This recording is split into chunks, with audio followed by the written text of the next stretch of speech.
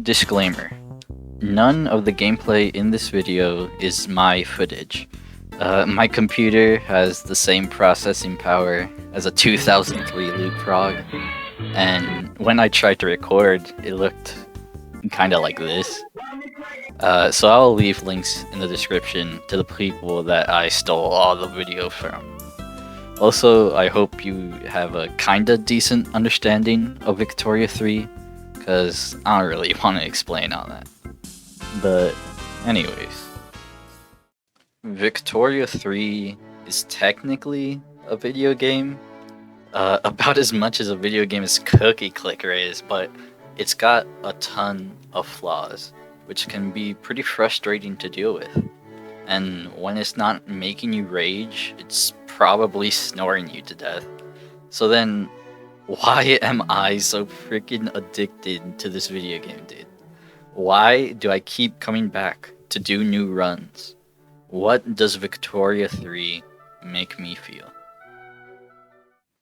To preface, everything I have to say is just my own thoughts and opinions on the game. Also, this is entirely from the point of view of single player. I don't have people to play this game with, and besides, I don't even know if I would want to curse other people with playing this game because... Okay, first, dude, I just have to start off with, what the heck is up with war in this game? I believe that there's three main pillars to Victoria 3's gameplay: politics, economy, and warfare. And to me, warfare is easily the weakest of the three. Look, I know when people talk about this game, the warfare being bad is one of the first things brought up usually. But there's a reason for this. The case most of the time is that either the AI is incompetent at handling their armies, or they're just incredibly frustrating to fight against. Sometimes it's both. The AI can be completely brain dead sometimes. The main aspect of their faults is that they don't even properly manage their armies. I don't think that they properly upgrade their armies with technology either, and it's very sporadic when they do, meaning that even with access to World War I era infantry, or hell, even mechanized infantry, the AI will still send out guys with actual pitchforks and swords to fight. Which actually kind of sounds cool, not gonna lie. Besides that, the AI handles naval invasions awfully. I've personally seen them send a couple of armies out on some far-flung front, literally out on a safari, and leave their core territory entirely open. While these things may sound good for the player, it can still be infuriating to deal with because A, allied AI countries have these shortcomings too, and B, it means that they provide no real satisfying challenge. That being said though, even in a standard war scenario where a front with an army on each side fight each other, Paradox's spaghetti code shines through. The way fronts are handled are a little bit wonky. Encirclements are kinda possible in this game, but you can't kill the enemy in them. They sorta just awkwardly walk through your territory, or go through the sea back to the main front, which means actually encircling units doesn't do anything. But you know, it's not even like you can really control when encircling or front splitting even happens, but we'll get to that in a sec. Also, fronts can sometimes just break for no real reason. I've seen two different fronts form along the exact same area, each needing their own armies, or else the enemy will have just walked past my guys just staring at us. But besides all that, when you are actively fighting on a front, it feels just very sluggish. I'll admit, maybe I just posted my own L with this point. My PC is potato tier, and whenever large wars start up, I do get, let's say, noticeable dip in performance. And I don't claim to be the Sun Tzu of warfare, but I felt like Even with a reasonably sized army, and most of the time a technological advantage against my opponents, war is still just slow, and mostly just turns into defending until the enemy runs out of manpower in their armies, then slowly pushing. And to be honest, the argument of, oh, well, warfare during this era was extremely slow compared to other periods of history, just doesn't do it for me. It's like, bro, I just want to have fun. I get it. War was a meat grinder around this time, and I understand wanting a game to immersively fit into the setting that they set out to recreate, but only to a certain extent, and definitely not when it hampers the enjoyment of a game. But the main thing that disappoints me is that Paradox has made much better systems for warfare, mainly in Hearts of Iron 4, but also kinda in Victoria 2. Now, I won't go into much detail on either of those games here. Maybe I'll make a separate video on them sometime within my lifespan. But I will say that I don't want the war to be a carbon copy of Hearts of Iron 4, even though I do think it's been the best warfare system that they have made in the games that I've played from them. But I would like for them to at least look at what works from their other games and innovate on it. For example, actually just making armies in Victoria 3 is leagues better than Victoria 2. I legitimately think making armies in Vic 2 contributed the most to my hand pains. But anyways, remember that lack of control I mentioned? Let's go a bit more in depth. You can't really steer where your units push. You are able to designate states as strategic objectives to try and get your army to push where you want. But I've personally been in scenarios where I want to take a state on my border or just a couple states away because it's a target of a war goal that would make us actually win by taking and holding it. But my men just push on the complete polar opposite side of the front, making the war take longer. I've also run into several scenarios where I order my men to go to a particular front, and they often have questionable and inefficient pathfinding. I have heard that Paradox wanted to make the warfare in this game less micro-intensive, maybe as a way to provide a more casual experience. But dude, I don't know. It's just not as satisfying. Especially when basically the extent of micro on a front is just telling your generals to attack or defend, which is just not a fun type of micro.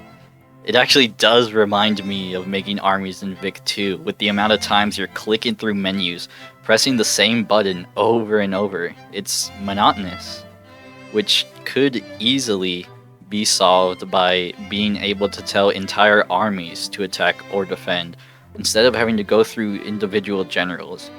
They could change it so that you can just set a preferred attack and defense tactic for individual generals so that they could still use special tactics when pushing or holding.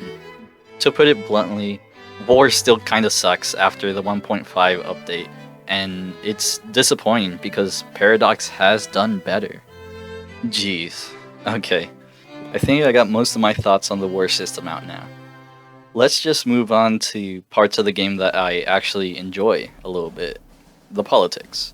Most countries in this game start with very conservative laws, some more than others, and often with the landowners' interest group in power, who usually want to keep the country that way.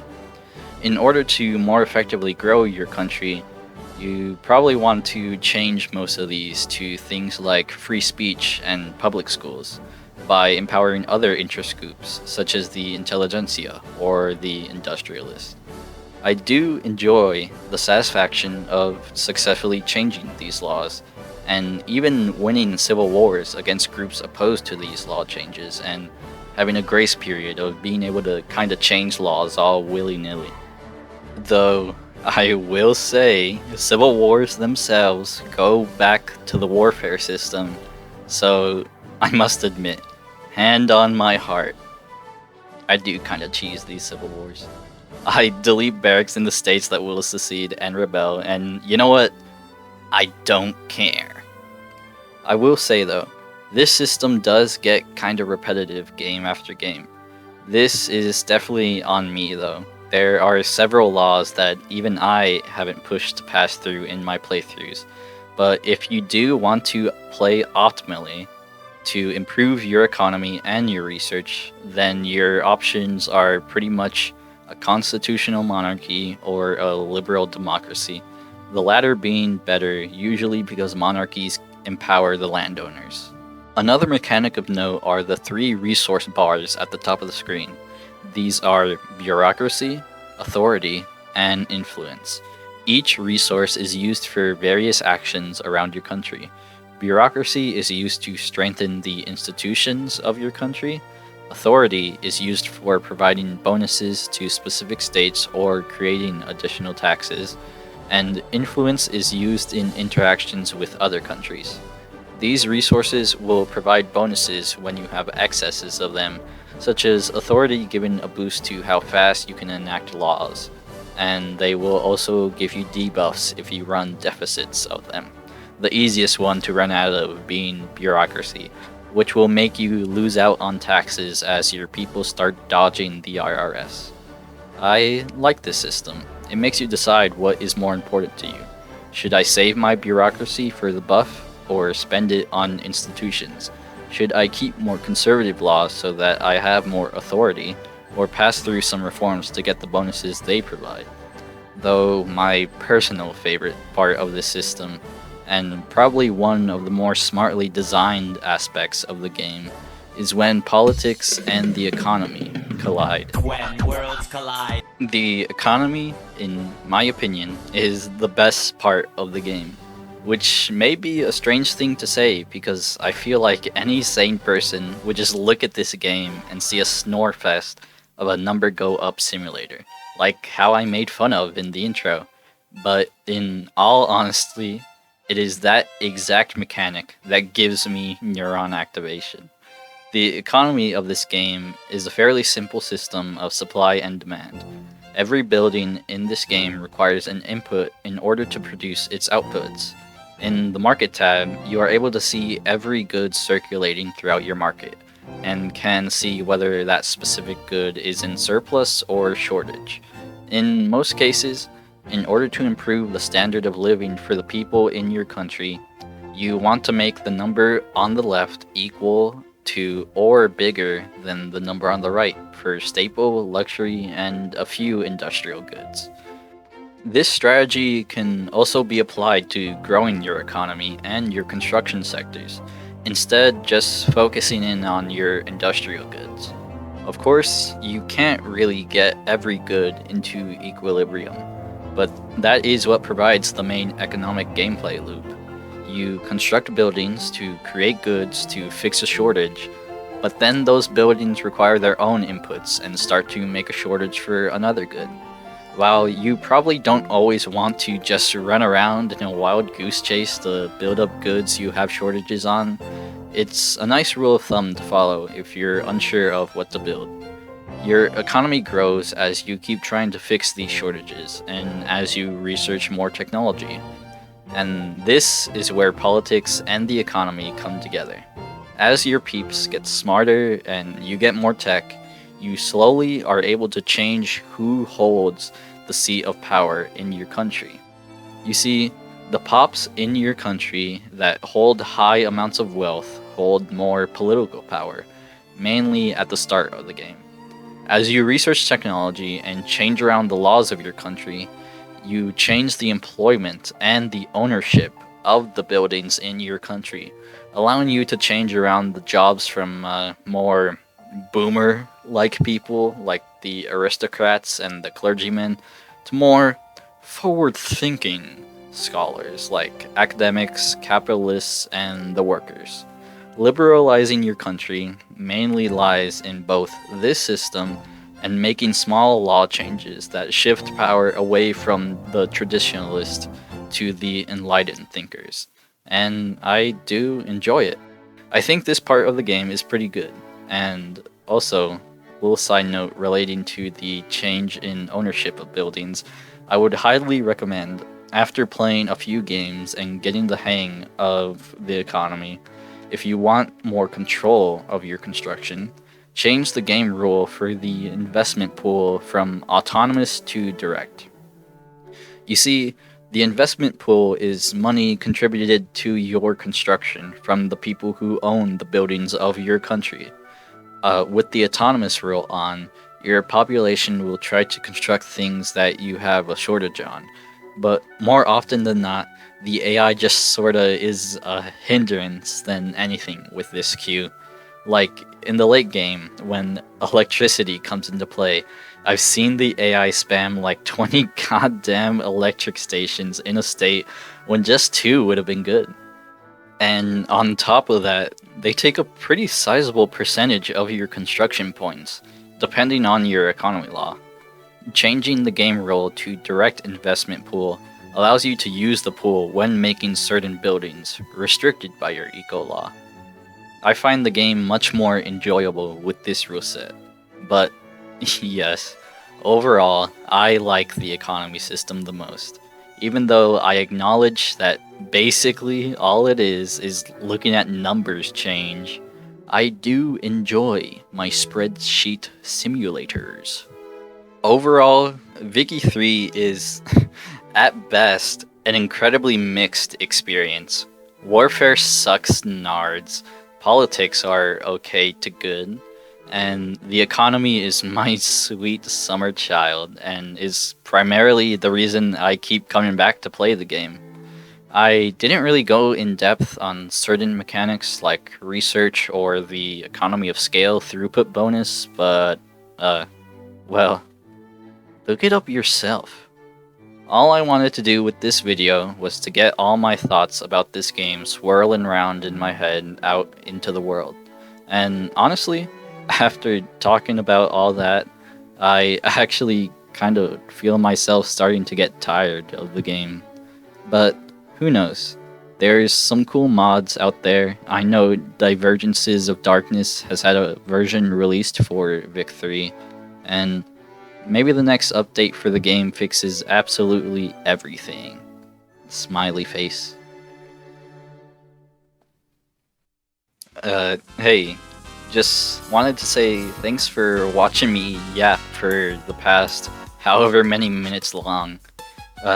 Obviously, I'm very new when it comes to making videos, and my little old laptop and HyperX headset probably isn't the best tool I could be using, but I did have fun putting this together. I'd like to maybe keep making more vids in the future and keep getting better at them. Whenever I feel the inspiration to make more anyways. So, yeah. Just thanks for watching, and I hope you stick around.